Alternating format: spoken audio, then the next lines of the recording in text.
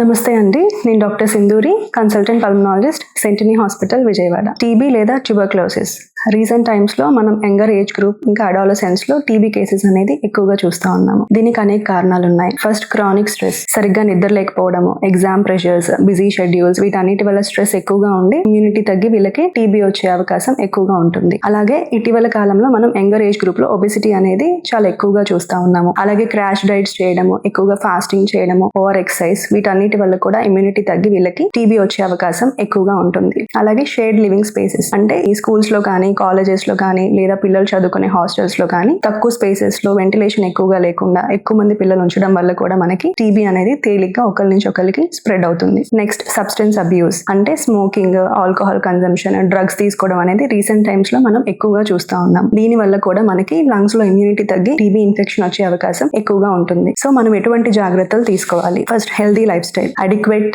Sleep, proper nutrition, అలాగే stress levels ని సరిగ్గా మేనేజ్ చేసుకోవడం అనేది చాలా important. Next, alcohol, drugs, smoking వంటి వాటికి దూరంగా ఉండాలి. వీటి గురించి వాళ్ళకి కౌన్సిలింగ్ వంటివి కూడా మనం సజెస్ట్ చేయొచ్చు. నెక్స్ట్, ప్రాపర్ హైజీన్ మెయింటైన్ చేయడం, వాళ్ళు ఉండే పరిసరాలు శుభ్రంగా ఉంచుకోవడం, లేదా జలుబు కానీ, దగ్గు కానీ, లేదా ఫీవర్ అవి ఉన్నప్పుడు ప్రాపర్ గా మనం చేతితో కవర్ చేసుకోవడం వంటివి వాళ్ళకి అలవాటు చేయాలి. టీబీ అనేది ఎంత ఎర్లీగా డయాగ్నోస్ చేస్తే అంత బెటర్. మనం డిలే చేసిన కొద్దీ టీబీ వల్ల లంగ్ డ్యామేజ్ జరుగుతుంది, అలాగే ఒకరి నుంచి ఇంకొకరికి తేలిగ్గా స్ప్రెడ్ అవుతుంది. సో మీకు ఆకుండా దగ్గు వస్తా ఉన్నా, లేదా జ్వరం ఎక్కువగా వస్తా ఉన్నా, నైట్ టైం చెమట్లు పట్టడం, లేదా దగ్గుతుంటే రక్తం పడడం వంటి లక్షణాలు ఉంటే కనుక తప్పనిసరిగా డాక్టర్ని కలిసి పరీక్ష చేయించుకోవాల్సి ఉంటుంది.